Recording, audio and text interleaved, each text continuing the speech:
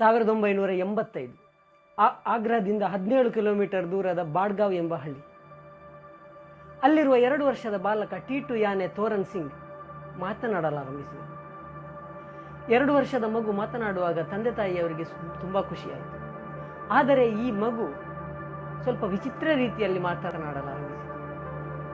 ನನ್ನ ತಂದೆಯವರಿಗೆ ಹೇಳಿ, ನನ್ನ ಹೆಂಡತಿ ಅಲ್ಲಿ ಒಬ್ಬಳೇ ಇದ್ದಾಳೆ, ಅವಳನ್ನು ಕ್ಷೇಮವಾಗಿ ನೋಡಿಕೊಳ್ಳಲು. ನನಗೇನೋ ಇಲ್ಲಿ ಊಟ ಸಿಕ್ಕುತ್ತಾ ಇದೆ, ಆದರೆ ಅಲ್ಲಿ ನನ್ನ ಹೆಂಡತಿ ಎಷ್ಟು ಕಷ್ಟಪಡುತ್ತಿದ್ದಾಳೋ ಎಂದು ಗೊತ್ತಿಲ್ಲ ಅಂತ ಹೇಳಲಾರಂಭಿಸಿದ. ಟೀಟುವಿನ ತಾಯಿ ಕೇಳಿದರು, ನೀನು ಯಾರ ಬಗ್ಗೆ ಮಾತನಾಡುತ್ತಾ ಇದ್ದೀಯ? ಮಗು ಹೇಳಿತು, ನಾನು ನನ್ನ ಅಸಲಿ ಪರಿವಾರದ ಬಗ್ಗೆ ಮಾತನಾಡುತ್ತಿದ್ದೇನೆ. ನಾನು ಇಲ್ಲಿರುವುದು ಸುಮ್ಮನೆ, ಆದರೆ ನನ್ನ ಪತ್ನಿ ಹಾಗೂ ತಂದೆ ತಾಯಿ ಆಗ್ರಾದಲ್ಲಿದ್ದಾರೆ. ಮೊದಲು ಮಗುವಿನ ಈ ಮಾತುಗಳನ್ನು ಏನೋ ಕಲ್ಪನೆಯಲ್ಲಿ ಮಗು ಮಾತನಾಡುತ್ತಿದ್ದ ಅಂತ ನಗಣ್ಯ ಮಾಡಿದ. ಹೀಗೆ 3 ವರ್ಷ ಕಳೆಯಿತು.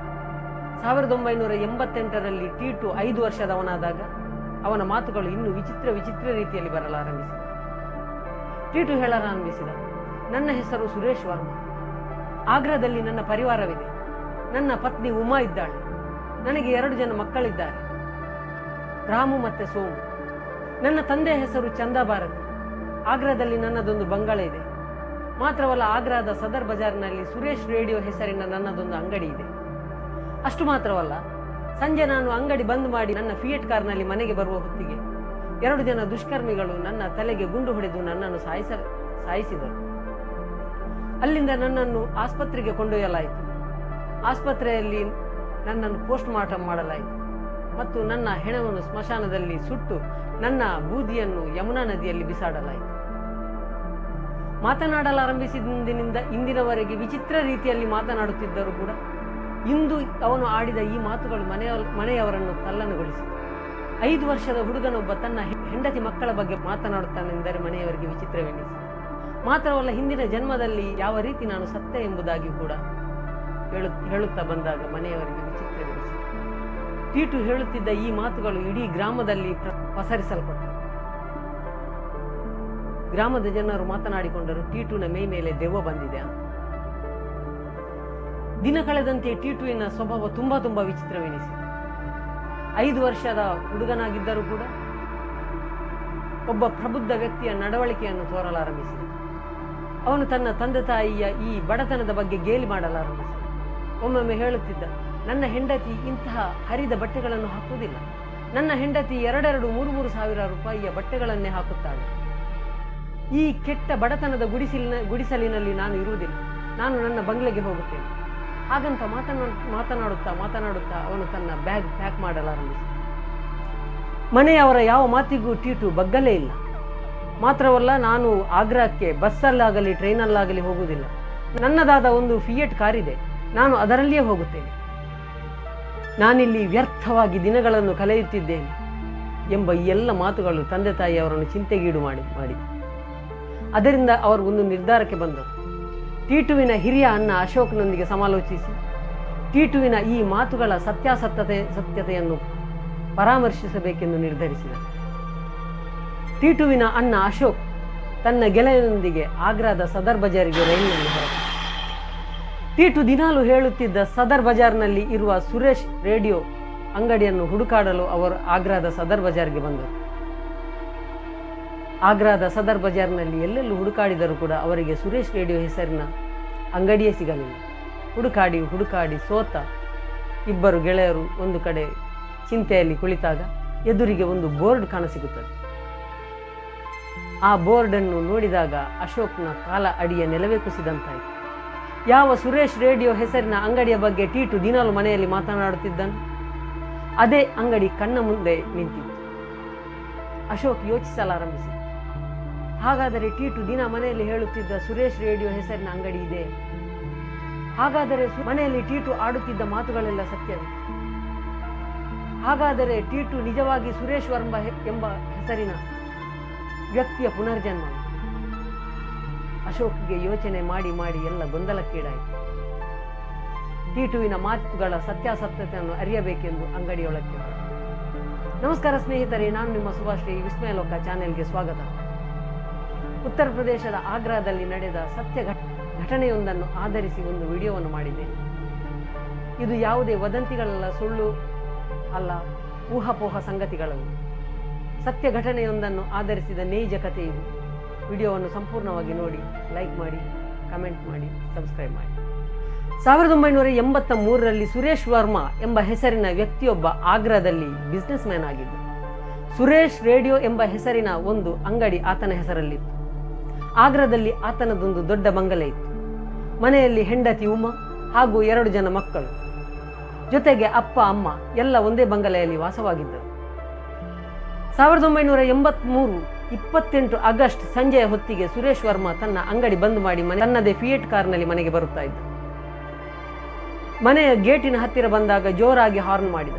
ಅವನು ಹಾರ್ನ್ ಮಾಡಿದ ಸದ್ದು ಮನೆಯವರಿಗೆ ಕೇಳಿಸಲೇ ಇಲ್ಲ. ಆ ಹೊತ್ತಿಗೆ ಎಲ್ಲಿಂದಲೋ ಬಂದ ದುಷ್ಕರ್ಮಿಗಳಿಬ್ಬರು ಸುರೇಶ್ನ ಕೆನ್ನೆಗೆ ಪಿಸ್ತೂಲ್ನಿಂದ ಹೊಡೆದರು. ಸುರೇಶ್ ಸ್ಥಳದಲ್ಲಿಯೇ ಮೃತಪಟ್ಟ. ಗುಂಡಿನ ಸದ್ದು ಕೇಳಿ ಸುರೇಶ್ನ ಮನೆಯಿಂದ ಎಲ್ಲ ಹೊರಗೆ ಬಂದು ನೋಡಿದಾಗ ಸುರೇಶ್ನ ಪ್ರಾಣಪಕ್ಷಿ ಹಾರಿ ಹೋಗಿತ್ತು. ಮನೆಯವರು ಬರುವ ಹೊತ್ತಿಗೆ ದುಷ್ಕರ್ಮಿಗಳು ಪರಾರಿಯಾಗಿದ್ದರು. ಮನೆಯಲ್ಲಿ ಇರುವ 2 ಜನ ತಂದೆ ತಾಯಿಗಳು, 2 ಜನ ಮಕ್ಕಳು, ಮನೆಯನ್ನು ಸಂಭಾಳಿಸುವ ಹಾಗೂ ಅಂಗಡಿಯನ್ನು ನೋಡಿಕೊಳ್ಳುವ ಜವಾಬ್ದಾರಿ ಸುರೇಶ್ ವರ್ಮನ ಪತ್ನಿ ಉಮಾ ಮೇಲೆ ಇದೆ. ಇದರಿಂದಾಗಿ ಆ ನಂತರ ಉಮಾ ಅಂಗಡಿಯ ಸಂಪೂರ್ಣ ಜವಾಬ್ದಾರಿಯನ್ನು ವಹಿಸಿಕೊಂಡರು. ಈ ಘಟನೆ ನಡೆದು ಸುಮಾರು 5 ವರ್ಷಗಳ ನಂತರ, ಅಂದರೆ ಟಿಟುವಿನ ಜನ್ಮವಾಗಿ 5 ವರ್ಷವಾಗುವ ಹೊತ್ತಿಗೆ, ಟಿಟುವಿನ ಮಾತುಗಳನ್ನೆಲ್ಲ ಕೇಳಿಸಿಕೊಂಡ ಟಿಟುವಿನ ಹಿರಿಯಣ್ಣ ಟಿಟು ಹೇಳುತ್ತಿದ್ದ ಸುರೇಶ್ ರೇಡಿಯೋ ಹೆಸರಿನ ಅಂಗಡಿಯನ್ನು ಹುಡುಕುತ್ತಾ ಸುರೇಶ್ ರೇಡಿಯೋ ಹೆಸರಿನ ಅಂಗಡಿಯ ಮುಂದೆಯೇ ನಿಂತಿದ್ದ. ಅಶೋಕ್ ಅಂಗಡಿಯ ಒಳಗೆ ಹೋದ. ಒಳಗೆ ನೋಡಿದಾಗ ಅಲ್ಲಿ ಮಹಿಳೆಯೊಬ್ಬಳು ಕುಳಿತಿದ್ದಳು. ಆ ಮಹಿಳೆ ಬೇರೆ ಯಾರೂ ಅಲ್ಲ, ಸುರೇಶ್ ವರ್ಮನ ಹೆಂಡತಿ ಉಮಾ ಆಗಿದ್ದಳು. ಒಳಗೆ ಬಂದ ಅಶೋಕ್ ಉಮಾಳ ಹತ್ತಿರ ಹೇಳುತ್ತಾನೆ, ಸುರೇಶ್ ವರ್ಮರವರನ್ನು ಭೇಟಿಯಾಗಬೇಕಿತ್ತೆಂದು. ಆ ಹೊತ್ತಿಗೆ ಉಮಾ ಎಲ್ಲ ಕಥೆಗಳನ್ನು ಬಿಚ್ಚಿ ಇಡುತ್ತಾಳೆ. ಉಮಾಳ ಮಾತುಗಳನ್ನು ಕೇಳುತ್ತಿದ್ದಂತೆ ಅಶೋಕನ ಹೃದಯವೇ ಸ್ತಂಭನವಾದಂತಾಯಿತು. ಮನೆಯಲ್ಲಿ ಟಿಟು ಯಾವ ಮಾತುಗಳನ್ನೆಲ್ಲ ಹೇಳುತ್ತಿದ್ದನೋ ಇಲ್ಲಿ ಉಮಾ ಕೂಡ ಅದೇ ಕಥೆಯನ್ನು ಹೇಳುತ್ತಿದ್ದಾಳೆ. ಸುರೇಶ್ ವರ್ಮನ 2 ಮಕ್ಕಳ ಹೆಸರು, ಪತ್ನಿಯ ಹೆಸರು, ತಂದೆ ತಾಯಿಯ ಹೆಸರು, ಅಂಗಡಿಯ ಹೆಸರು, ಸುರೇಶ್ ವರ್ಮಾ ಸತ್ತಾಗಿನ ಘಟನೆ ಎಲ್ಲವನ್ನು ಮನೆಯಲ್ಲಿ ಟಿಟು ಯಥಾವತ್ತಾಗಿ ವಿವರಿಸುತ್ತಾ ಇದ್ದ. ಮನೆಯಲ್ಲಿ ನಡೆಯುತ್ತಿದ್ದ ಎಲ್ಲ ಘಟನೆಗಳನ್ನು ಅಶೋಕ್ ಉಮಾಳಿಗೆ ವಿವರಿಸಿ ಹೇಳಿದ. ಈಗ ಶಾಕ್ ಆಗುವ ಸರದಿ ಉಮಾಳದ್ದಾಯಿತು. ಆದರೆ ಸುರೇಶ್ ವರ್ಮನ ಹೆಂಡತಿ ಉಮಾ ಅಷ್ಟು ಬೇಗದಲ್ಲಿ ಇವೆಲ್ಲ ವಿಷಯಗಳನ್ನು ಒಪ್ಪಿಕೊಳ್ಳುವ ಪರಿಸ್ಥಿತಿಯಲ್ಲಿ ಇರಲಿಲ್ಲ. ಯಾಕೆಂದರೆ 5 ವರ್ಷದ ಹುಡುಗ ಟಿಟು ಯಾವುದೋ ಕಲ್ಪನೆಯಲ್ಲಿ ಇಂತಹ ಮಾತುಗಳನ್ನು ಆಡುತ್ತಾ ಇರಬಹುದು, ಇಲ್ಲವೇ ನ್ಯೂಸ್ ಪೇಪರ್ಗಳಲ್ಲಿ ಓದಿ ಕೂಡ ಇಂತಹ ಮಾತುಗಳನ್ನು ಆಡುತ್ತಾ ಇರಬಹುದೆಂದು ಹೇಳಿದನು. ಆದರೆ ಅಶೋಕ್ ಹೇಳಿದ, ಯಾವುದೇ ಸುದ್ದಿ ಮಾಧ್ಯಮಗಳಲ್ಲಿ ಓದಿ ಹೇಳಲು ಟಿಟು ಅಷ್ಟು ದೊಡ್ಡ ಹುಡುಗನಲ್ಲ. ಟಿಟುಗೆ ಈಗ ಕೇವಲ 5 ವರ್ಷವಷ್ಟೇ. ಮಾತ್ರವಲ್ಲ, ಟಿಟು ಈ ವಿಷಯಗಳನ್ನು ಯಾವಾಗನಿಂದ ಹೇಳುತ್ತಾ ಇದ್ದ ಎಂದರೆ ಟಿಟುಗೆ 2 ವರ್ಷವಾದಾಗಿನಿಂದ ಇಂತಹ ಎಲ್ಲ ವಿಷಯಗಳನ್ನು ಟಿಟು ಮಾತನಾಡುತ್ತಿದ್ದ. ಉಮಾ ಕುತೂಹಲ ಮತ್ತು ಗಾಬರಿಯಿಂದ ಈ ವಿಷಯವನ್ನು ಅತ್ತೆ ಮಾವಂದಿರಿಗೆ ಹೇಳುತ್ತಾಳೆ. ಅತ್ತೆ ಮಾವಂದಿರು ಅಂದರೆ ಸುರೇಶ್ ವರ್ಮನ ತಂದೆ ತಾಯಿಗಳು. ಒಂದು ರೀತಿಯಲ್ಲಿ ಅವರಿಗೆ ಒಂದು ಕಡೆ ಖುಷಿಯೂ ಆಯಿತು, ಯಾಕೆಂದರೆ ನಮ್ಮ ಮಗ ಇನ್ನೊಂದು ಜನ್ಮವೆತ್ತಿ ಬಂದಿದ್ದಾನೆ. ಒಂದು ಕಡೆಯಲ್ಲಿ ಗಾಬರಿಯೂ ಆಯಿತು. ಕೊನೆಗೆ ಅವರೆಲ್ಲ ಸೇರಿ ಒಂದು ನಿರ್ಧಾರಕ್ಕೆ ಬಂದರು. ಟಿಟುವಿಗೆ ಗೊತ್ತಿಲ್ಲದಂತೆ ಒಂದು ದಿವಸ ಟಿಟುವಿನ ಮನೆಗೆ ಹೋಗುವುದೆಂದು ನಿರ್ಧರಿಸಲಾಯಿತು.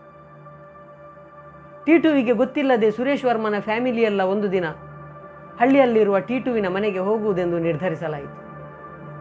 ಅಲ್ಲಿ ಟಿಟು ತಮ್ಮನ್ನು ಗುರುತಿಸುತ್ತಾನೋ ಇಲ್ಲವೋ ಎಂದು ನೋಡುವ ಕುತೂಹಲ ಸುರೇಶ್ ವರ್ಮನ ಫ್ಯಾಮಿಲಿಗೂ ಇತ್ತು. ಕುತೂಹಲ, ಗೊಂದಲ, ಗಾಬರಿ ಎಲ್ಲವನ್ನು ಒಟ್ಟುಗೂಡಿಸಿಕೊಂಡು ಒಂದು ದಿನ ಸುರೇಶ್ ವರ್ಮನ ಫ್ಯಾಮಿಲಿ ಟಿಟುವಿನ ಮನೆಯತ್ತ ಕಾರಿನಲ್ಲಿ ಹೋಯಿತು. ಟಿಟುವಿಗೆ ಇದಾವುದೇ ವಿಷಯಗಳ ಅರಿವಿರಲಿಲ್ಲ. ಆ ಹೊತ್ತಿಗೆ ಟಿಟು ಮನೆಯಲ್ಲಿ ಊಟ ಮಾಡುತ್ತಾ ಇದ್ದ ಟಿಟು ತಲೆ ಎತ್ತಿ ನೋಡಿದಾಗ ಸುರೇಶ್ ವರ್ಮನ ಫ್ಯಾಮಿಲಿ ಬಾಗಿಲಲ್ಲಿ ನಿಂತಿತ್ತು. ಒಂದು ಸಲ ತಬ್ಬಿಬ್ಬಾದ ಟಿಟು ಓಡಿ ಹೋಗಿ ಅಪ್ಪಿಕೊಂಡು ಸುರೇಶ್ ವರ್ಮನ ತಂದೆ ತಾಯಿಗಳನ್ನು ಅಪ್ಪಿ ಮುದ್ದಾಡಿದ. ಟಿಟು ಕೂಗಿ ಹೇಳಿದ, ನೋಡಿ, ನನ್ನ ನಿಜವಾದ ತಂದೆ ತಾಯಿಗಳು ಬಂದಿದ್ದಾರೆ. ಹಳ್ಳಿಯಲ್ಲಿರುವ ತನ್ನ ತಂದೆ ತಾಯಿಗಳಿಗೆ ಸುರೇಶ್ ವರ್ಮನ ತಾಯಿ ತಂದೆಗಳನ್ನು ಪರಿಚಯ ಮಾಡುತ್ತಾ ಹೇಳಿದ, ನೋಡಿ, ಇವರೇ ನನ್ನ ನಿಜವಾದ ತಂದೆ ತಾಯಿಗಳು. ಉಮಾಳನ್ನು ನೋಡಿದಾಗ ಟಿಟುವಿಗೆ ಒಂದು ಸ್ವಲ್ಪ ನಾಚಿಕೆಯಾದಂತೆನಿಸಿತು. ಉಮಾಳನ್ನು ಕಣ್ಣ ಸನ್ನೆಯಿಂದಲೇ ಕರೆದು ತನ್ನ ಪಕ್ಕದಲ್ಲಿ ಕುಳಿತುಕೊಳ್ಳುವಂತೆ ಹೇಳಿದ. ಉಮಾಳಲ್ಲಿ ತನ್ನ ಮಕ್ಕಳ ಬಗ್ಗೆ ವಿಚಾರಿಸಿದ.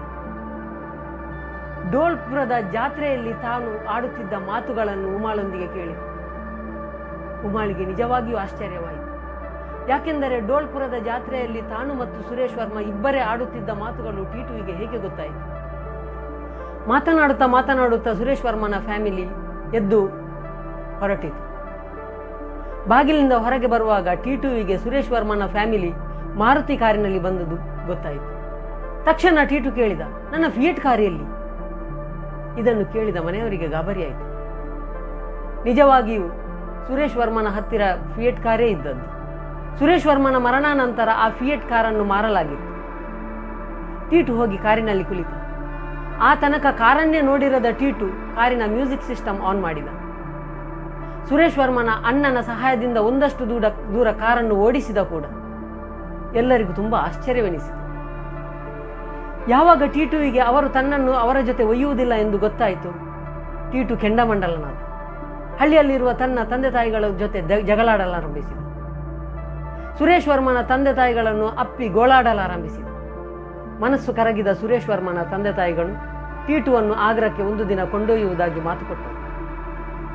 ಇದೆಲ್ಲ ಆದ ನಂತರ ಒಂದು ದಿನ ಟೀಟುವನ್ನು ಆಗ್ರಾಕ್ಕೆ ಕೊಂಡೊಯ್ಯುವುದೆಂದು ತೀರ್ಮಾನಿಸಲಾಯಿತು. ಇದನ್ನೆಲ್ಲ ನೋಡಿದ ನಂತರ ಅವರೆಲ್ಲರಿಗೂ ಒಂದು ವಿಷಯ ಮನವರಿಕೆಯಾಯಿತು. ಟೀಟು ಯಾವುದೇ ಪೇಪರಲ್ಲಿ ಅಥವಾ ಪುಸ್ತಕಗಳಲ್ಲಿ ಓದಿ ಸುರೇಶ್ ವರ್ಮನ ಬಗ್ಗೆ ಮಾತನಾಡುತ್ತಿಲ್ಲ. ಟೀಟು ನಿಜವಾಗಿಯೂ ಸುರೇಶ್ನ ಪುನರ್ಜನ್ಮ ಎಂದು ಅವರಿಗೆಲ್ಲ ಮನದಟ್ಟಾಯಿತು. ಇತ್ತ ಕಡೆ ಟೀಟುವಿನ ನಿಜವಾದ ತಂದೆ ತಾಯಿಗಳಿಗೆ ತುಂಬ ಬೇಸರವೂ ಆಯಿತು. ಯಾಕೆಂದರೆ ಈ ತನಕ ತಮ್ಮ ಮಗನೆಂದು ಪಾಲಿಸುತ್ತಿದ್ದ ಒಬ್ಬ ಮಗು ಇನ್ನು ಮುಂದೆ ಬೇರೊಬ್ಬರ ಮಗನಾಗುತ್ತಾನಲ್ಲ ಎಂದು ಕೂಡ ಬೇಸರವಾಯಿತು. ಟೀಟುವಿಗೆ ಗೊತ್ತಿಲ್ಲದಂತೆ ಒಂದು ದಿನ ಟೀಟುವನ್ನು ಕರೆದುಕೊಂಡು ಅವರೆಲ್ಲ ಆಗ್ರಾಕ್ಕೆ ಹೊರಟರು. ಟೀಟುವನ್ನು ಮಿಸ್ಲೀಡ್ ಮಾಡಲೆಂದೇ ಆಗ್ರಾದ ಸದರ್ ಬಜಾರ್ನಲ್ಲಿರುವ ಸುರೇಶ್ ವರ್ಮನ ಸುರೇಶ್ ರೇಡಿಯೋ ಅಂಗಡಿಯ ಮುಂದೆಯಿಂದ ವೇಗವಾಗಿ ಸಾಗಲಾಯಿತು.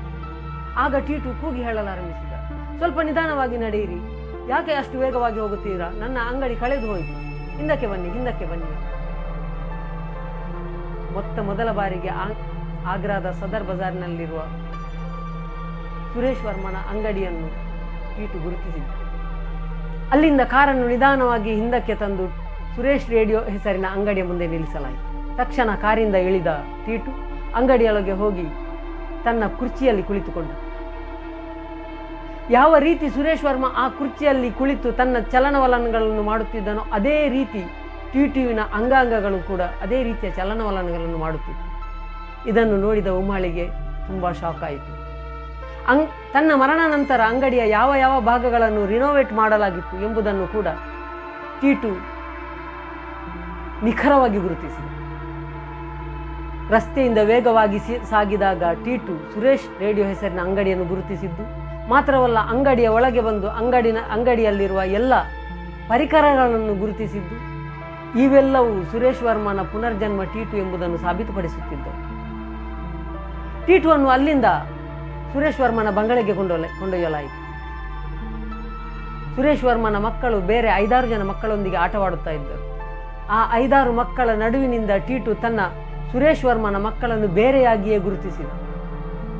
ಇಷ್ಟೆಲ್ಲ ಸಂಗತಿಗಳು ಟೀಟು ಸುರೇಶ್ ವರ್ಮನ ಪುನರ್ಜನ್ಮ ಎಂಬುದನ್ನು ನಂಬಲು ಸಾಕಷ್ಟು ಪುರಾವೆಗಳನ್ನು ಒದಗಿಸಿತು. ಈ ಸುದ್ದಿ ಆಗಿನ ಮಾಧ್ಯಮಗಳಲ್ಲಿ ಎಲ್ಲ ಪ್ರಸಾರಗೊಂಡವು. ಪತ್ರಿಕೆಗಳಲ್ಲಿ ಪ್ರಸಾರಗೊಂಡ ಈ ಸುದ್ದಿಯು ಪ್ರೊಫೆಸರ್ MK ಚಡ್ಡಾ ಅವರಿಗೆ ಮುಟ್ಟಿತು. ಪ್ರೊಫೆಸರ್ ಚಡ್ಡಾ ಅವರು ಇಯಾನ್ ಸ್ಟೀವನ್ ಎಂಬವನ ಜೊತೆ ರಿಸರ್ಚ್ ಟೀಮಲ್ಲಿದ್ದರು. ಅವರು ಪುನರ್ಜನ್ಮದ ಬಗ್ಗೆ ಸಂಶೋಧನೆ ನಡೆಸುತ್ತಾ ಇದ್ದರು. ಇಯಾನ್ ಸ್ಟೀವನ್ಸನ್ ಯೂನಿವರ್ಸಿಟಿ ಆಫ್ ವರ್ಜೀನಿಯಾದ ಒಬ್ಬ ಉತ್ತಮ ಸಂಶೋಧಕನಾಗಿದ್ದರು. ಅವರು ಪುನರ್ಜನ್ಮದ ಬಗ್ಗೆ ಮಾಡುತ್ತಿದ್ದ ಸಂಶೋಧನೆಗಳಿಗಾಗಿ ಹೆಸರುವಾಸಿಯಾಗಿದ್ದರು. ಪುನರ್ಜನ್ಮದ ಬಗ್ಗೆ ಅವರು ಅನೇಕ ಪುಸ್ತಕಗಳನ್ನು ಕೂಡ ಬರೆದಿದ್ದರು. ಇಯಾನ್ ಸ್ಟೀವನ್ಸನ್ನ ಸಲಹೆಯ ಪ್ರಕಾರ ಆಂಟೋನಿಯಾ ಮಿಲ್ಸ್ ಎಂಬ ಮಹಿಳೆಯೊಬ್ಬರು ಟೀಟುವಿನ ಈ ಕೇಸನ್ನು ಸ್ಟಡಿ ಮಾಡಲು ಆಗ್ರಾದತ್ತ ಹೊರಟರು. ಸುರೇಶ್ ವರ್ಮನ ಫ್ಯಾಮಿಲಿಯ ಪ್ರಕಾರ ಸುರೇಶ್ ವರ್ಮನ ಸ್ವಭಾವವು ತುಂಬ ಅಗ್ರೆಸಿವ್ ಆಗಿತ್ತು. ಮಿಲ್ಸ್ ಅವರು ಅಧ್ಯಯನ ಮಾಡುತ್ತಾ ಬಂದಾಗ ಅವರಿಗೆ ಟೀಟುವಿನ ನೇಚರ್ ಕೂಡ ಸುರೇಶ್ ವರ್ಮನ ನೇಚರನ್ನು ಹೋಲುವುದು ಕಂಡುಬಂತು. ಒಂದು ದಿನ ಅವರು ಟೀಟುವನ್ನು ಕರೆದುಕೊಂಡು ಆಗ್ರಾದಲ್ಲಿರುವ ಬಳೆಯ ಅಂಗಡಿಗೆ ಹೋದಾಗ ಅಲ್ಲಿ ವಿಚಿತ್ರ ಘಟನೆಯೊಂದು ನಡೆಯಿತು. ಮಿಲ್ಸ್ ಅವರು ಕೆಲವು ಬಳೆಗಳನ್ನು ಕೊಂಡುಕೊಂಡಿದ್ದರು. ಅಂಗಡಿ ಆತ ಹಣ ಕೇಳಿದಾಗ ಟೀಟು ಕೆಂಡಾಮಂಡಲವಾದ. ಆಂಟೋನಿಯಾ ನನ್ನ ಗೆಳತಿಯೊಂದು ಗೊತ್ತಿದ್ದೂ ಕೂಡ ನೀನು ಹಣ ಕೇಳುತ್ತಿದ್ದೀಯಲ್ಲ ಎಂದು ಗರ್ಜಿಸಿದ. ಆಂಟೋನಿಯಾ ಮಿಲ್ಸ್ ಅವರು ತಮ್ಮ ಪರಿಶೋಧನಾ ವರದಿಯಲ್ಲಿ ಈ ಪ್ರಕರಣವನ್ನು ಉಲ್ಲೇಖಿಸಿದ್ದಾರೆ. ಈಗ ಕುತೂಹಲಕಾರಿ ವಿಷಯವೆಂದರೆ ಟೀಟುವಿಗೆ ಸುರೇಶ್ ವರ್ಮನ ಕೊಲೆಗಾರರ ಪರಿಚಯ ಇತ್ತೇ? ಸುರೇಶ್ ವರ್ಮನನ್ನು ಕೊಲೆ ಮಾಡಿದ ಹೊತ್ತಿಗೆ ಸುರೇಶ್ ವರ್ಮನು ಆ ಕೊಲೆಗಾರರ ಮುಖದ ಪರಿಚಯವನ್ನು ಇಟ್ಟುಕೊಂಡಿದ್ದರೆ ಅದು ಈಗ ಟೀಟುವಿಗೆ ಕೂಡ ಗೊತ್ತಾಗಬೇಕು. ಈ ಬಗ್ಗೆ ಟೀಟುವನ್ನು ವಿಚಾರಿಸಿದಾಗ ಟೀಟು ಕೂಲಂಕುಷವಾಗಿ ತಾನು ಕೊಲೆಯಾದ ಪ್ರಕರಣವನ್ನು ಎಲ್ಲ ಬಿಚ್ಚಿಟ್ಟು, ಮಾತ್ರವಲ್ಲ ಆ ಕೊಲೆಗಾರರು ಯಾರು ಎಂದು ತಾನು ಗುರುತಿಸುವುದಾಗಿ ಹೇಳಿದ. ಸುರೇಶ್ ವರ್ಮ ಕೊಲೆಯಾದ ದಿವಸದ ಎಲ್ಲ ಪ್ರಕರಣವನ್ನು ಟೀಟು ಯಥಾವತ್ತಾಗಿ ವಿವರಿಸಿದಾಗ ಆ ಕೊಲೆಗಾರ ಯಾರೆಂದು ಪತ್ತೆ ಹಚ್ಚಬಹುದೇ ಎಂದು ಕೇಳಿದರು. ಆಗ ಟೀಟು ಕೊಲೆಗಾರರಲ್ಲಿ ಒಬ್ಬ ಸುರೇಶ್ ವರ್ಮನ ಬಿಸ್ನೆಸ್ ಪಾರ್ಟ್ನರ್ ಆಗಿದ್ದ ಎಂಬುದನ್ನು ಹೇಳಿದರು. ಆಗ್ರಾದ ಕೋರ್ಟ್ನಲ್ಲಿ ಸುರೇಶ್ ವರ್ಮ ಕೊಲೆ ಕೇಸನ್ನು ಮತ್ತೆ ಓಪನ್ ಮಾಡಲಾಯಿತು. ಇತಿಹಾಸದಲ್ಲಿಯೇ ಇದೊಂದು ಕುತೂಹಲಕಾರಿ ವಿಷಯವಾಗಿತ್ತು. ಟೀಟುವಿನ ಹೇಳಿಕೆಯನ್ನೇ ಆಧರಿಸಿ ಟೀಟು ಹೇಳಿದಂಥ ವ್ಯಕ್ತಿಯನ್ನು ಪೊಲೀಸರು ಬಂಧಿಸಿ ವಿಚಾರಿಸಿದಾಗ ಆ ವ್ಯಕ್ತಿ ಸುರೇಶ್ ವರ್ಮನ ಕೊಲೆಯನ್ನು ಮಾಡಿರುವುದಾಗಿ ಒಪ್ಪಿಕೊಂಡ. ಸಾಕ್ಷಿಗಾಗಿ ಟೀಟುವನ್ನು ಕೋರ್ಟ್ಗೆ ಕರೆಸಲಾಯಿತು. ಕೋರ್ಟಿನಲ್ಲಿ ಟೀಟು ಆ ವ್ಯಕ್ತಿಯನ್ನು ಚೆನ್ನಾಗಿ ಗುರುತಿಸಿದ. ಮಾತ್ರವಲ್ಲ, ಆ ದಿವಸ ನಡೆದ ಎಲ್ಲ ಘಟನೆಗಳನ್ನು ಯಥಾವತ್ತಾಗಿ ವಿವರಿಸಿದ. ಇನ್ನೂ ಒಂದು ಕುತೂಹಲಕಾರಿ ವಿಷಯವೆಂದರೆ ಸುರೇಶ್ ವರ್ಮನನ್ನು ತಲೆಯ ಬಲಬದಿಗೆ ಪಿಸ್ತೂಲ್ನಿಂದ ಗುಂಡು ಹಾರಿಸಿ ಕೊಲ್ಲಲಾಗಿತ್ತು.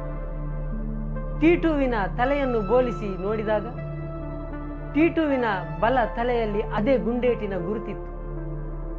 ಪುನರ್ಜನ್ಮದ ಸಿದ್ಧಾಂತದ ಪ್ರಕಾರ ಒಬ್ಬ ವ್ಯಕ್ತಿ ಯಾವ ರೀತಿ ಮರಣ ಹೊಂದುತ್ತಾನೋ ಅವನ ಪುನರ್ಜನ್ಮವಾದಾಗ ಕೂಡ ಆ ಥರದ ಅನೇಕ ಚಿಹ್ನೆಗಳು ಹೊಸ ಜನ್ಮದಲ್ಲಿ ಕಾಣಿಸಿಕೊಳ್ಳುತ್ತವೆ. ಈ ಎಲ್ಲ ಆಧಾರಗಳ ಮೂಲಕ ಟೀಟುವೇ ಸುರೇಶ್ ವರ್ಮನ ಪುನರ್ಜನ್ಮವೆಂದು ಆಗ್ರಾದ ಹೈಕೋರ್ಟ್ ಕೂಡ ಒಪ್ಪಿಕೊಂಡಿತು. ಅದೇ ಪ್ರಕಾರ ಸುರೇಶ್ ವರ್ಮನ ಕೊಲೆಗಾರರಿಗೆ ಶಿಕ್ಷೆ ಕೂಡ ಆಯಿತು. ಈಗ ಕೊನೆಯಲ್ಲಿ ಉಳಿದಿರುವ ಪ್ರಶ್ನೆ ಎಂದರೆ ಟೀಟು ತನ್ನ ಹಳೆಯ ಅಪ್ಪ ಅಮ್ಮನೊಂದಿಗೆ ಉಳಿದುಕೊಳ್ಳುತ್ತಾನೋ ಅಲ್ಲ ಹೊಸ ಅಪ್ಪ ಅಮ್ಮನೊಂದಿಗೆ ಹೋಗುತ್ತಾನೋ? ಸುರೇಶ್ ಟೀಟುವಿನ ರೂಪದಲ್ಲಿ ಮತ್ತೆ ಬಂದಿದ್ದರೂ ಕೂಡ ಅದು ಸುರೇಶ್ ಅಲ್ಲವಲ್ಲ. ಆತ್ಮ ಸುರೇಶನದ್ದಾಗಿದ್ದರೂ ಕೂಡ ದೇಹ ಸುರೇಶನದ್ದಲ್ಲವಲ್ಲ. ಆದ್ದರಿಂದ ಆತ ಪ್ರಾಯದಲ್ಲಿ ಕೂಡ ಉಮಾಳಿಗೆ ಪತಿಯಾಗಲಾರ. ಮಾತ್ರವಲ್ಲ, ತನ್ನ ಮಕ್ಕಳಿಗೆ ತಂದೆಯಾಗಲಾರ. ಆದ್ದರಿಂದ ಟೀಟುವನ್ನು ತನ್ನ ಹಳೆಯ ಅಂದರೆ ತನ್ನ ನಿಜವಾದ ತಂದೆ ತಾಯಿಗಳ ಬಳಿ ಇರಿಸಿಕೊಳ್ಳಲಾಯಿತು. ಆನಂತರ ಅದೇ ಗ್ರಾಮದಲ್ಲಿ ಟೀಟು ತನ್ನ ವಿದ್ಯಾಭ್ಯಾಸವನ್ನು ಮುಂದುವರಿಸಿದ. ವಿದ್ಯಾಭ್ಯಾಸ ಮಾಡಿ ಟೀಟು ಯಾನೆ ತೋರನ್ ಸಿಂಗ್ ಈಗ ಯೂನಿವರ್ಸಿಟಿಯೊಂದರಲ್ಲಿ ಪ್ರೊಫೆಸರ್ ಆಗಿದ್ದಾನೆ. ಆಗಾಗ ಸುರೇಶ್ ವರ್ಮನ ಫ್ಯಾಮಿಲಿಯನ್ನು ಭೇಟಿಯಾಗುತ್ತಾ ಬರುತ್ತಾ ಇರ್ತಾನೆ. ಟೀಟು ಯಾನೆ ತೋರನ್ ಸಿಂಗ್ ಕೂಡ ಪರಿಸ್ಥಿತಿಯನ್ನು ವಾಸ್ತವವನ್ನು ಅರಿತುಕೊಂಡಿದ್ದಾನೆ. ಯಾವುದು ಆಯಿತೋ ಅದು ಆಯಿತು. ಇನ್ನು ಮುಂದಿನ ಬದುಕನ್ನು ಚೆನ್ನಾಗಿ ಬದುಕುವುದೇ ಜೀವನ. ಕೊನೆಯದಾಗಿ ಒಂದು ಮಾತು, ನೀವು ಪುನರ್ಜನ್ಮವನ್ನು ಒಪ್ಪುತ್ತೀರಾದರೆ ಕಮೆಂಟ್ ಮಾಡಿ ತಿಳಿಸಿ.